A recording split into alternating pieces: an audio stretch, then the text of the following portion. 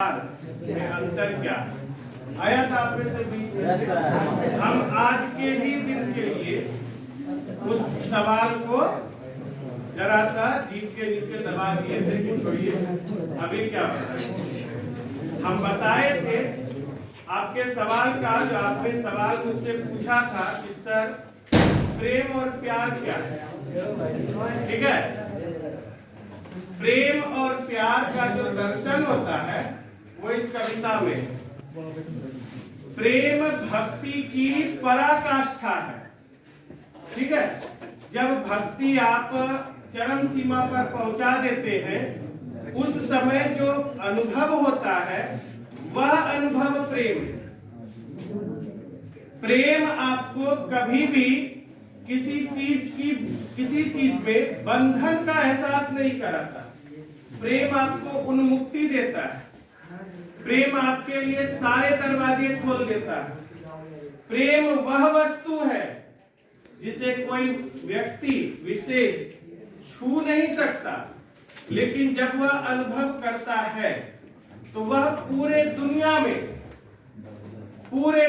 में अपने आप को सबसे अलग थलग मानता है, और अलग थलग वह दिखता भी है। यह 100% सही बात है, और इसको चरितार्थ किया पिछली कविता में सूरदास जी ने।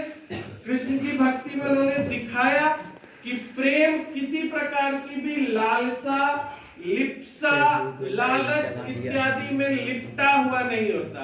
आप पिछली कविता में भी पढ़कर देख चुके हैं कि कृष्ण से प्रेम करते करते वह कृष्ण का आशीर्वाद का भूखा नहीं हो जाते। वो किस चीज के भूखे थे? कृष्ण के। यहाँ भी आप देखिएगा कि तुलसीदास जी भी प्रेम से किस प्रकार विरक्त हुए। चूंकि आप बहुत बड़े लोग हैं, इसलिए हम आपको सारी चीजें बता सकते हैं कि आप इस समय अपने शरीर की भौतिक अवस्था को भी समझते हो और अपने शरीर की आंतरिक अवस्था को भी आप अच्छे से समझते हैं। आपका इस समय मन किस उन्मुक्त गगन में उड़ रहा है यह आप खुद ब खुद एहसास करते हैं। ठीक इसी उम्र में, ठीक जिस उम्र में आप हैं, इसी उम्र में तुलसीदास जी का ब्याह हुआ था। तुलसीदास जी के बारे में जनश्रुति है। जनश्रुति का मतलब लोग जब सुनते एक पीढ़ी से दूसरी पीढ़ी तक चली जाती है बातें, जैसे एक पीढ़ी से दूसरी पीढ़ी तक बात चलते चलते यह चल रहा है कि बर्मा सर पढ़ा रहे, आज भी पढ़ा रहे। उसी प्रकार यह तुलसीदास जी की जनश्रुति चली, और आज भी हम यह जानते हैं कि जिस समय यह अपनी मां तुलसी देवी के गर्भ में थे उसी समय इनको दांत आ गया था।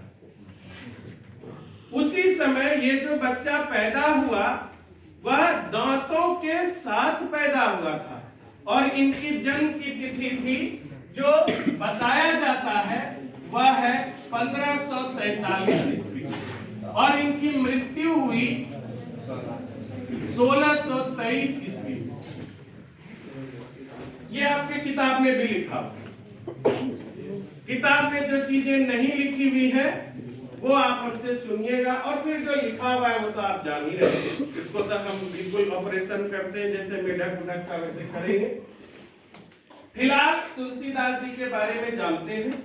जब इनका जन्म हुआ, चूंकि इनके मुंह में दांत था, इसलिए इनके मुंह से जो पहला शब्द निकला वह निकला राम। इसलिए इनका बचपन का नाम हो गया राम बोला। राम बोला। इनकी माता का नाम हुलसी देवी था। हुलसी देवी, ठीक है। हुलसी देवी जो इनकी माता का नाम था, इनके जन्म देने के अगले ही दिन बेचारी का स्वर्गवास हो गया। बेचारी चली गई इनको छोड़कर। तो 5 साल की उम्र तक इनके यहाँ काम करने वाली एक दाई ने पाला पोसा। जब दाई ने पाला पोसा तो जब ये 5 साल के हुए तो उनका भी देहांत हो गया।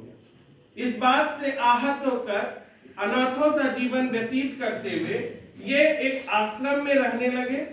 आश्रम के गुरु के साथ वो बैठकर वेद पढ़ते थे, षड्दर्शन का पाठ किया, सब कुछ करते करते सबसे पहले तो ये जो बने, ये कथावाचक बने। कथावाचक जब ये बने, कथावाचक उसको कहते हैं जो घूम घूम कर कई सारी कहानियां सुनाते हैं। तो कथावाचक में जब ये जगह जगह जाकर आपके से छोटे से उम्र में, आपसे थोड़े छोटे जो 9th-10th में पढ़ते उस उम्र में, जगह जगह ब्राह्मण रूपी वेश धारण करके कथा सुनाया करते थे, भक्ति भावना में लिपटा हुआ। तो एक रत्नावली के पिताजी को ये बहुत पसंद आ गया, ये बहुत अच्छा लड़का है। उस जमाने में शादी बहुत कम उम्र में हो जाया करती थी, हम उसे अंग्रेजी में बोलते हैं टीनएजर एज में उनकी शादी हो गई रत्नावली से। रत्नावली से पत्नी थी, प्रेम तो खैर अगाध करते थे, अगाध मतलब अगाध, लेकिन इस प्रेम को जो जानकार लोग हैं, ज्ञानी लोग हैं, इन्होंने इस प्रेम का नाम दिया हवस। हवस। इस हवस के चक्कर में रत्नावली को कभी कभी समाज में लज्जा का भी सामना करना पड़ता था कि कैसा दूल्हा है, हमेशा पीछे पड़ा रहता था। उस समय का समाज आज की तरह विस्तृत नहीं था, बड़ी सोच वाला नहीं था कि पति पत्नी का अपना लाइफ होता है, चले कोई दिक्कत नहीं। रत्नावली एक दिन क्रोधित होकर चली गई अपने मायके। जब चली गई मायके, तो मायके जाने के बाद दिन भर तो तुलसीदास ने किसी तरह निकाला आश्रम में। रात में जब वह बेचैन हो गए कि पत्नी नहीं है, पत्नी नहीं है, पत्नी नहीं है, तो चल दिए पत्नी से मिलने। पत्नी से जब मिलने गए तो रास्ते में बारिश ने उस दिन पता नहीं क्या देखा था, उतनी ही तेज बारिश हो रही थी कि नदियां तक उफान पर थी। रत्नावली के घर जाने के क्रम में एक नदी को पार करना पड़ता था। नदी को पार करने के बाद, नदी पार करने के समय जब वह किनारे पर खड़ा हुए तो नाव वालों ने, नाविकों ने साफ मना कर दिया कि सर हम इतने तेज बारिश में नदी में नाव लेकर नहीं जा सकते। लेकिन पत्नी के प्रेम में अंधे होकर, भौतिक प्रेम में, वो प्रेम नहीं जो अभी से नदी टपने के बाद से 2 क्षण बाद जो प्रेम जन्मने वाला है, उस प्रेम से नहीं, यह भौतिक प्रेम में इतने अंधे थे, इन्होंने नाव वाले को बोला कि तुम नाव नहीं दोगे, कोई बात नहीं। बगल से लाश तैरकर जा रही थी, उस लाश पर बैठकर उसके हाथ को तोड़कर चप्पू बनाकर और नदी टपी। नदी जब ये पार करते देखते हैं रत्नावली के घर पर छप्पर में एक लालटेन सा जल रहा है। रत्नावली वहां खड़ी है। छप्पर पर चढ़ा कैसे जाए, थोड़ा सा लोक लाज तो इनको है। ससुराल वाली बात है, रात के अंधेरे में आए हैं, पत्नी से मिलने आए हैं, तो इनको छप्पर पर लटकता हुआ एक रस्सी दिखता है। जब यह रस्सी पकड़कर उस छप्पर की खिड़की तक पहुंचे हैं तो उस जगह सांप का मुंह उन्हें दिखता है। उन्हें एहसास होता है, आए राम, ये तो हम सांप पकड़ के आ गए। और मुंह से तेज चीख निकलती है। तेज चीख निकलती है तो रत्नावली के घर में रहने वाले सभी लोग जग जाते हैं। रत्नावली शर्म से पानी पानी हो रही है।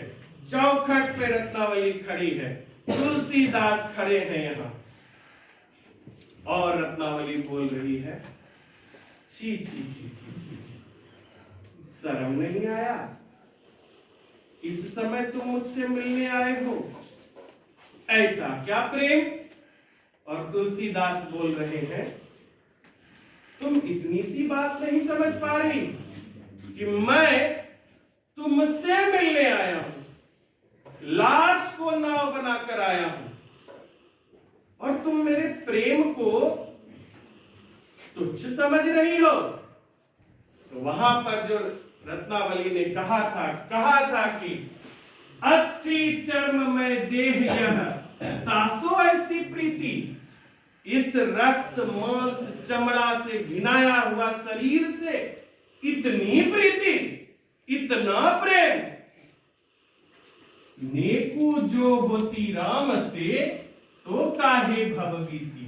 यही लाइन था रत्नावली का कि अस्थि चर्म में देह यह, इस देह पर और क्या है, चमड़ा, मांस, रक्त, और क्या, गोराई पे मरते हो।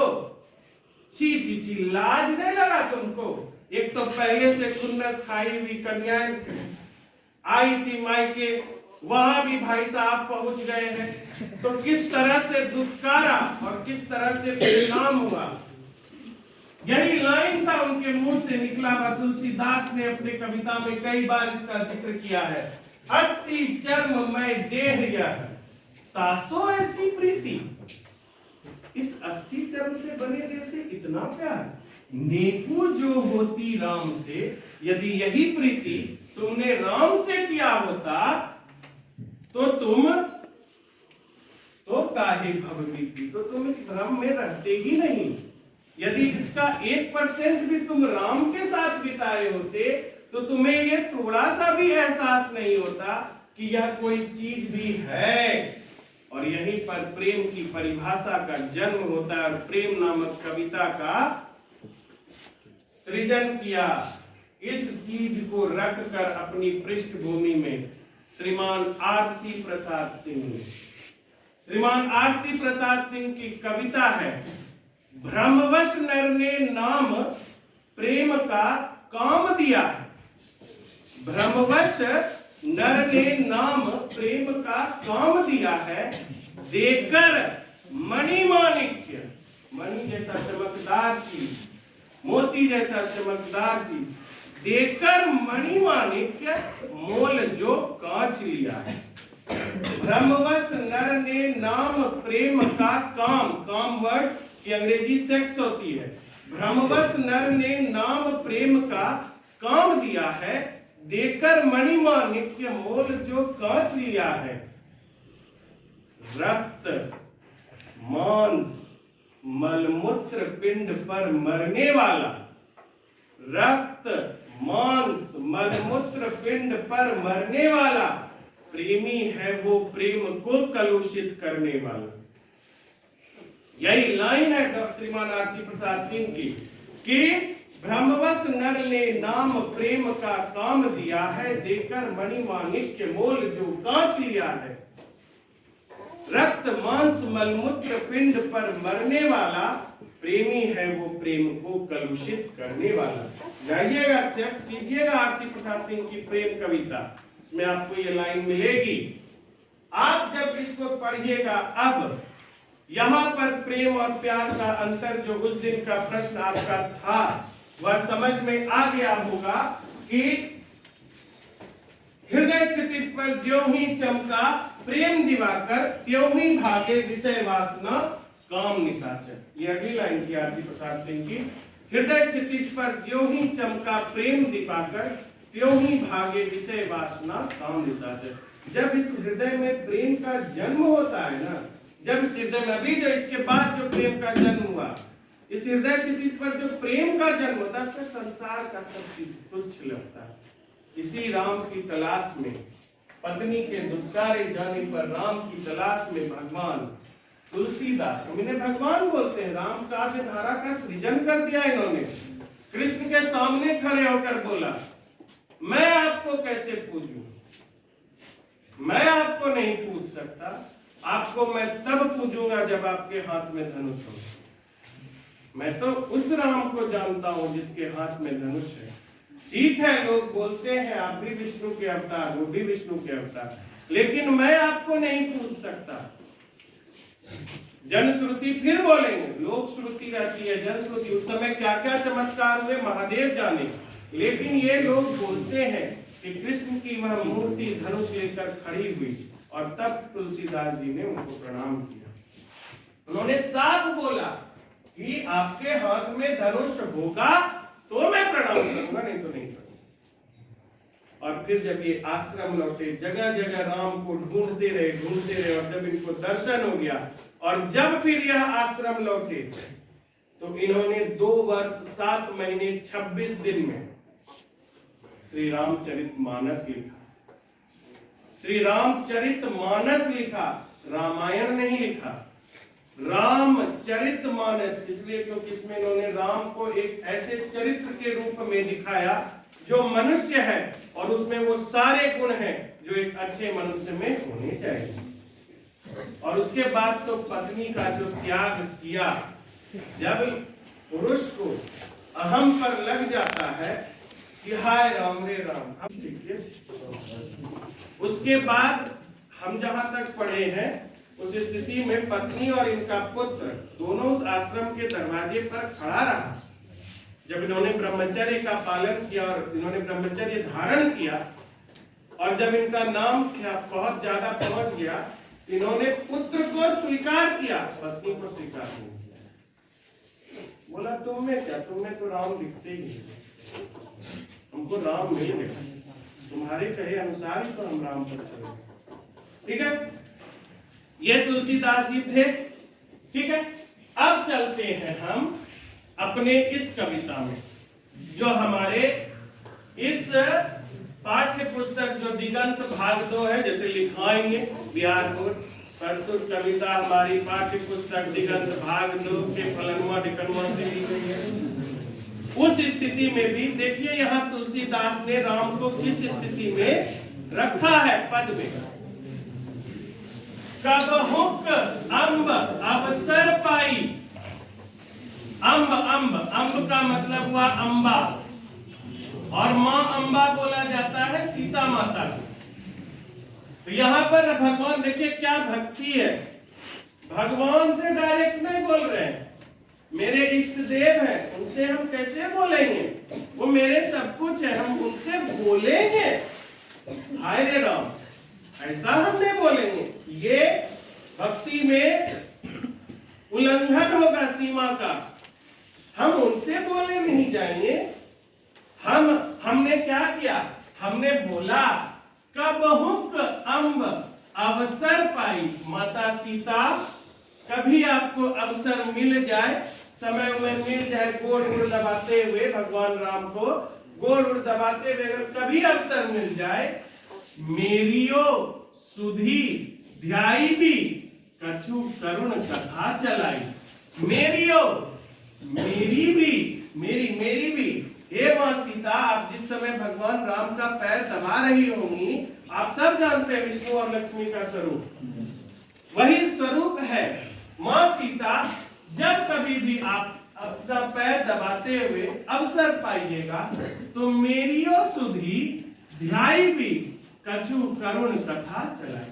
जिस समय आप दोनों के बीच में कुछ करुण संवाद चल रहा होगा, जीवन में आने वाले दुख सुख की बात चल रही होगी, उस समय जरा सा मेरा भी ध्यान कर दीजिएगा, मेरा भी बात निकाल दीजिएगा प्रभु के सामने।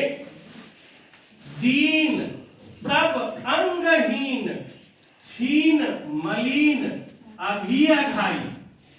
मैं कौन हूं, मैं आपसे जो बोलने आया हूं, मैं कौन हूं, कौन, तो मैं दीन हूं, दीन, गरीब हूं, सब अंगहीन, पूरा शरीर का अंग काम नहीं करता है, छीन सब कुछ छीज चुका है, गल रहा है, मलिन पापों में लिप्त, अभी अघाई पापों में लिप्त हूं मैं पाप में लिप्त होकर हूं, मैं पापी दुराचारी दुरात्मा हूं मैं। इन्होंने कभी अपने आप को महान नहीं बोला, कभी नहीं बोला। इन्होंने सिर्फ और सिर्फ पैर छूकर मां सीता को यह बोला है कि मैं गरीब हूं, मेरा सब कुछ लुट चुका है, सब चीज खत्म हो गया, मैं पापों में लिप्त हूं, नाम लय भरे उदर एक प्रभु दासी दास कहाई। मैं जब मेरा परिचय आप जान लिए, मैं आपके सामने अपनी सारी वास्तविकता मैंने अपने सामने रख दी। इस वास्तविकता के साथ एक और वास्तविकता रखता हूं कि जब कभी भी प्रभु पूछे कि किसके बारे में बात कर रही हो सीते, याद होगा आपको संस्कृत में आपने मंदाकिनी वर्णनम में पढ़ा है, भगवान राम ने सीता को कितनी उपमाओं से नवाजा। तो वही जब भगवान पूछे हे सीते तुम किसकी बात कर रही हो, तो बोलिएगा नाम लय भरे उदर, आप ही का नाम ले लेकर पेट भरता है उस बेचारे का। एक प्रभु दासी दास का है, हे प्रभु आपकी यह जो दासी है इसका भी दास है। वह आपका दास बनने के योग्य अपने आप को मानता ही नहीं है, आपका दास बनने के योग्य नहीं मानता। आपकी जो दासी है उसका दास है।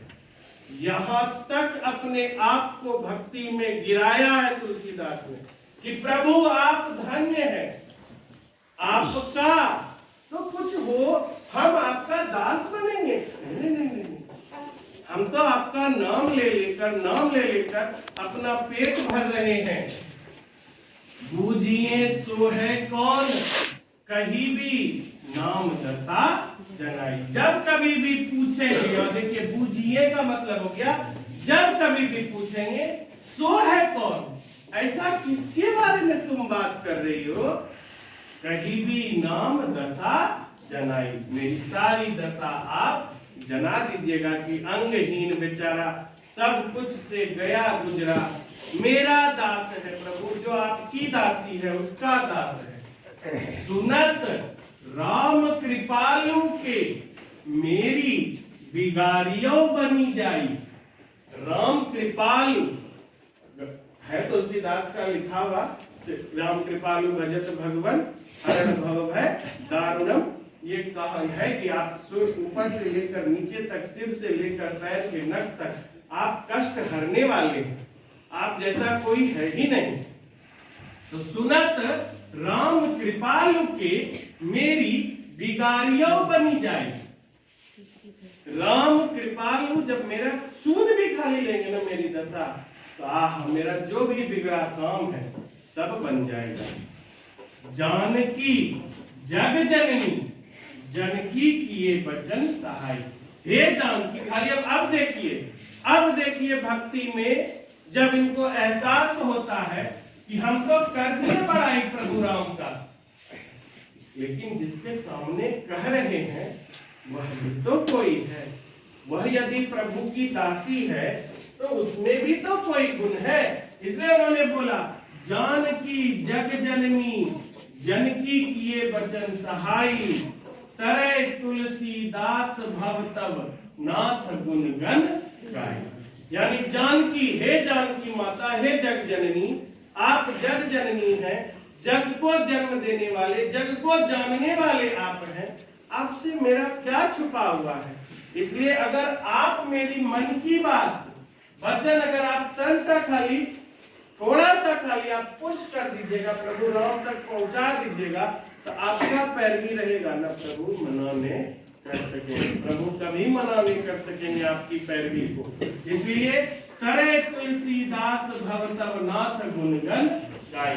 तुलसीदास का नाम प्रभु राम तक पहुंच जाए, इसी में तो गुणगान करते हुए जीवन कट जाएगा। ये है राम का परिचय तुलसीदास की नजर में। और एक राम का परिचय मिथिला के लोक गीत में भी गूंजता है कि आजू मिथिला नगरिया निहाल सखिया, आजू मिथिला नगरिया निहाल सखिया, चारों दुल्हा में बड़का कमाल सखिया, चारों दुल्हा में बड़का कमाल सखिया। एक राम वो है जो हमारे बिहार प्रांत में दुल्हा बनकर आए हैं और आज भी लोक गीत चल रहा है, ठीक है। और एक राम तो आप देख लीजिए, जब यहाँ से माता सीता गई है, दासी के रूप में अपने आप को न्योछावर किया है, वो राम। तो दिक्कत याद रखिएगा। अब देखिए, अब जब तुलसीदास का पैरवी पहुंच गया राम तक, तो राम जी बोले होंगे, कौन है भाई बुला? जब तुम बोल रही हो सीते, तुम बोल दी तो बुलाओ बुलाओ, देखिए तो कौन है। आए तुलसीदास, द्वार हो भोर ही को आज, द्वार हो भोर ही को आज। इस हो का मतलब है मैं, द्वार हो भोर ही को आजू। प्रभु भोरे से दरवाजा पे खड़े हैं, भोरे से दरवाजा पे खड़े हैं। द्वार हो भोर ही को आजू, रटत रीरिहा आरी और न और जीते का। भोरे से आपका नाम रट रट के रिया के, हम तो अंगहीन सब है, दीन है, पापी में मैं पूरा शरीर लिप्त है, रिया रहे हैं आपका नाम किसी तरह से आपका नाम रिरियाने पर भी नाम निकाल नहीं पा रहा। मेरे गॉड, आप हैं प्रभु के सामने, आप तुलसीदास आ गए, आप हैं तो हमारा काम चल रहा है। कली कराल दुकाल दारू, यह जो कली काल है यानी यह जो कलयुग है, कली कराल दुकाल, दुकाल यानी कि दुखों से भरा हुआ, पापों से भरा हुआ, दुकाल दारुण सब कुभांति कुसाजू। यह जो कलयुग है यह सभी जगह दुख, दरिद्रता, पाप, लालच, लोभ भरकर सबको कुभांति कर दिया, कुभित कर दिया है। सब इसमें लिप्त है, लोभ में, लालच में। नीच जन मन ऊंच, जैसी कोढ़ में की खादी। और इस बीच जो मेरी यह इच्छा थी ना कि हम आपसे मिलें और मोक्ष को प्राप्त करें, भगवान राम के दर्शन जिसको भी हो जाएंगे, मोक्ष तो उस तक चल कर आएगा। इसीलिए ना जिस समय केवट ने भगवान राम और माता सीता को गंगा तपाया था और माता सीता अपनी अंगूठी निकाल कर उसे देना चाह रही थी, तो केवट पैर पकड़ के रो गया, प्रभु ये नहीं कीजिए। रामायण में प्रसंग है, जैसे हमने आपको गंगा पार कराया वैसे वहां हमको आप वैकुंठ पार करा दीजिए। जैसे हमने आपको गंगा पार कराया वैसे आप मुझे वहां वैकुंठ पार करा दीजिएगा। तो वह राम यहाँ है और उस राम से मिलने की जो इच्छा थी इस पापी दुनिया में, इसने इन्होंने तुलना की है जैसे कोढ़ में की खाजू, यानी जिस प्रकार कोढ़ में खुजली हो जाने पर, कोढ़ एक भयानक रोग है जिसमें अंग गल गल कर गिरते हैं, उस समय खुजली हो जाने पर जितना तकलीफ होता है वैसी ही तकलीफ हमारे जैसे नीचे जन के मन में यह अभिलाषा कि हम श्री राम को देखेंगे, इस अभिलाषा से तकलीफ सबको हो गई। यह अभिलाषा, यह लालसा, यह भगवान राम से मिलने की इच्छा ही तकलीफ दे रही है सबको। हरि ही हमें सदैव बूझियो जाई साधु समाज। एकदम हृदय हिहर गया हे राम हे राम हे राम, कहाँ जाएंगे राम, राम कहाँ मिलेंगे, कहाँ मिलेंगे राम।